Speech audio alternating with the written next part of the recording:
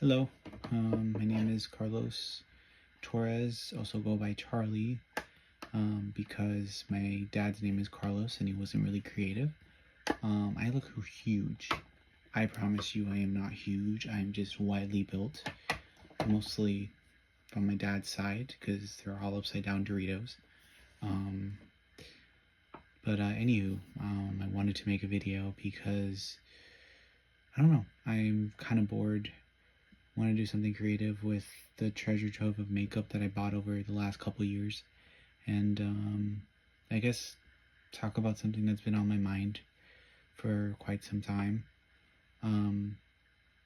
This year has been very difficult for, I'm sure, a lot of us across the country, domestically, uh, personally. It's just been a hellhole. But for me personally, it's been a lot of eye openers. It's been a lot of repeated lessons that I've had to go through more than once. I'm sure a lot of us, unfortunately, have that problem where we have to experience things more than once to get the message.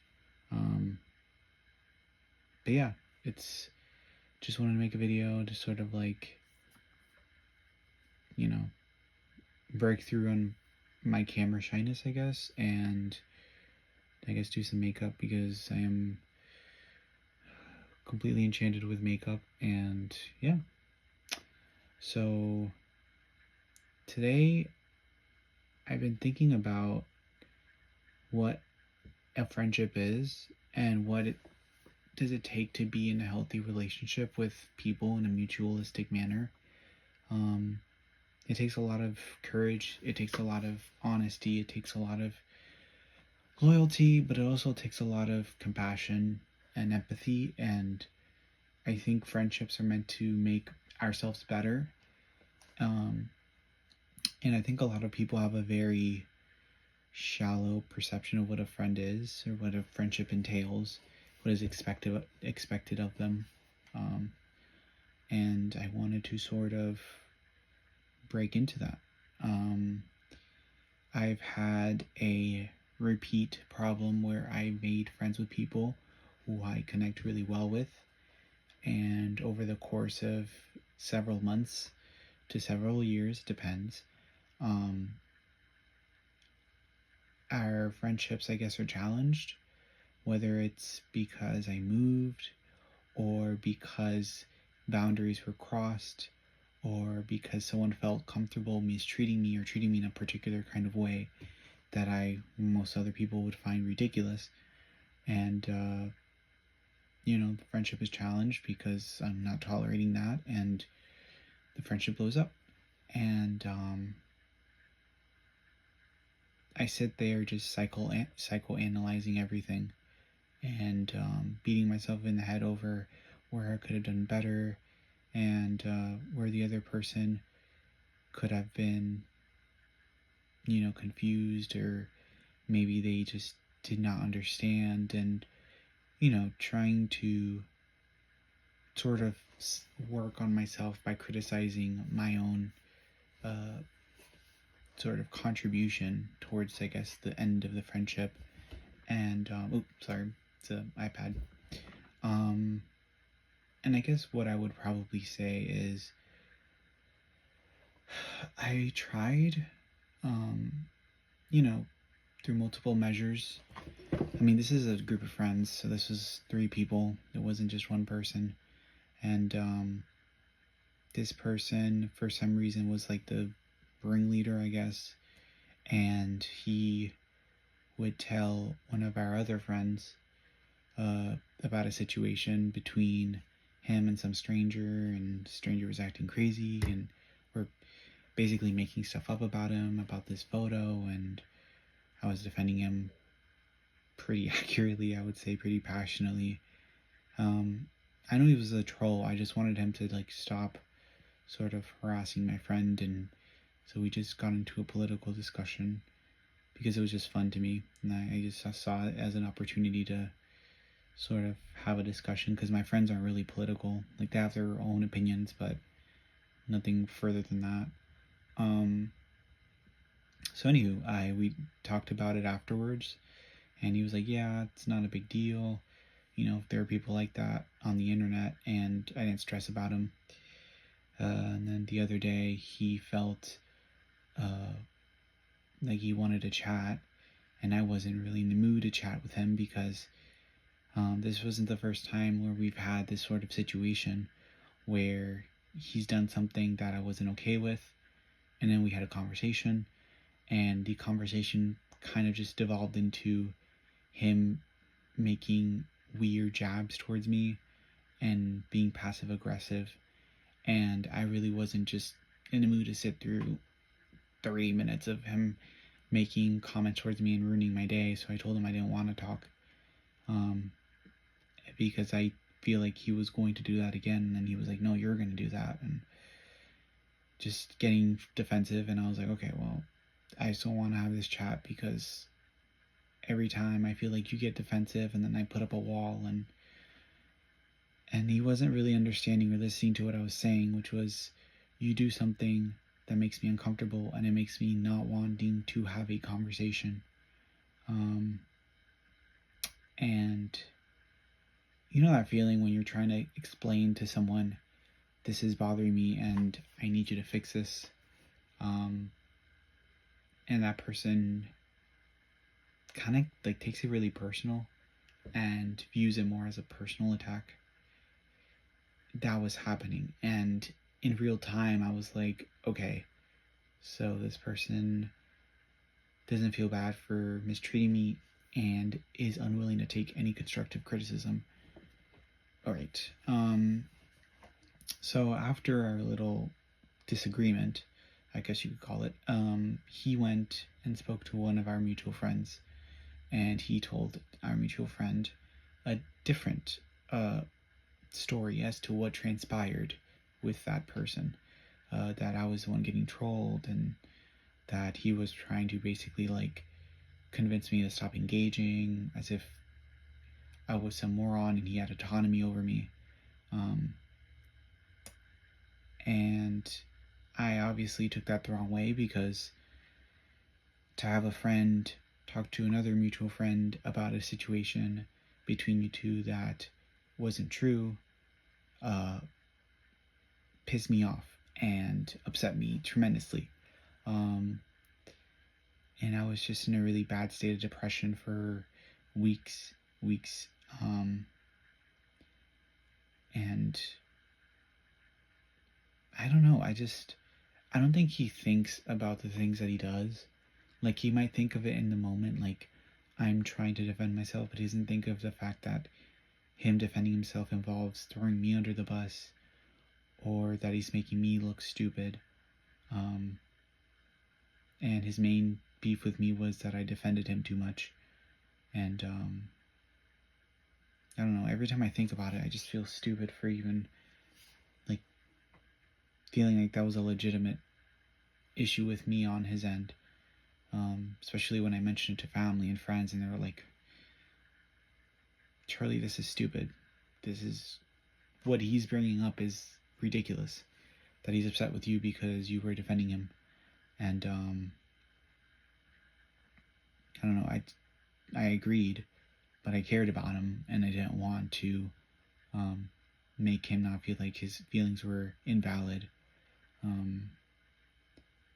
And there was a lot of talking about me behind my back, and then our mutual friends decided to side with him and take his side and say just the most disgusting things. Like, one of our mutual friends had a intimate relationship with him, and then he said I was jealous, and then I wanted to sleep with him, which was furthest from the truth. I have no sexual proclivities or interest towards him. I view him as a sibling, so that was bizarre. I should have told him at the time, I don't have to sleep or have any sexual relations with someone to get their attention, just to piss him off, because I just thought that that was so rude to say. Then he made it about himself and how I never talk to him, which is quite the contrary, because he never talks to me. And and we've had conversations. When everyone leaves the group chat, we'll sit there and linger, and I'll talk with him because I want to get to know him better. And yeah, if it just felt like he wanted to end the friendship because the main proprietor of the issue was, having a conflict with me, and I didn't want to be the bigger person and just sort of sit there and just take it. And you had other friends who were issues as well, but who had issues with me calling him out, and was like sitting there defending his lies and defending stuff that he said. And I was just like, oh God, this is humiliating. Like this, I shouldn't be spending my time with these people when I have other people I care about, who care about me, who are there for me and have been there for me consistently. And here I have this person who blocked me and is saying, oh, well, I've been your friend for forever. And I'm sitting here like, well, you're blocked on my phone and I wasn't the one who blocked you. It's just, when I cried about it, I think I was just more humiliated that I allowed those people to get close to me, and that I made yet again bad choices with friends. And this year's been just terrible. It's just been, that wasn't even like the only thing for me, but it's just something that has been on my mind for months now. And I guess the lesson that I learned from it is, you really only have yourself in this world, whether it's yourself to blame, whether it's yourself to, be thankful for. So take your time, especially this is for people in their 20s as well, to just focus on yourself. Whether that is finding an avenue of interest with hobbies, whether it's going and joining the military, or going to school, or joining clubs, running for politics. I mean, whatever you feel like doing, just try it. Do things that help you grow as an individual and connects you with people who are like-minded in what they want to do and are sort of elevated in their emotional maturity. So it's usually great avenues, is places with a lot of ambition, a lot of career and drive. But it was sad because I really did care about all three of them. And I still do. I mean, there's still a part of me that feels some love for them, but I feel like there is a line that you don't cross with someone with respect, and that line was crossed multiple times. And at that point I was like, I'm disrespecting myself by allowing you to be in my space. But I've always kept the lines open. Well, just on Messenger, like messages. Like everywhere else, I unfollow them because I don't want to support them. Unless they do a radical change, which is why I'm saying I don't block them on messages. They're always free to text me or DM me or message me or whatever they want to do, and I'm willing to listen. But they haven't, and it's been 2 months. It's been 2 months of silence, 2 months of I don't exist, 2 months of I don't matter, 2 months of no accountability, 2 months of potential self-reflection wasted. I've made efforts to repair the friendship. We were on a call, and I took accountability for everything that I did on my end, as irrational as my friends and my parents thought it was. I cared more about the friendship than some stupid squabble, and they didn't care about apologizing for anything they did. Apparently I wasn't worth an apology for my feelings, and the best I got was, I'm sorry that you felt. And as anyone knows, that is a very cop-out and shitty apology, and I wasn't going to have a shitty apology to help me sleep at night. So it sucks because they helped me during a very lonely time in my life. But at the end of the day, my mental well-being matters most, and if that means losing people, so be it. They made the choice to side with that person. That person made the choice to never contact me, and I have to make my own choice, at that point. It just sucks because several months ago we all saw each other. Most of us came from different states and all saw each other, and it was really nice, even though it was drama filled. There was many nice moments that we all spent together, and it was the first time I actually got really wasted my entire life, which was a fun experience for sure. I'm 24, so it's like, Jesus. I'm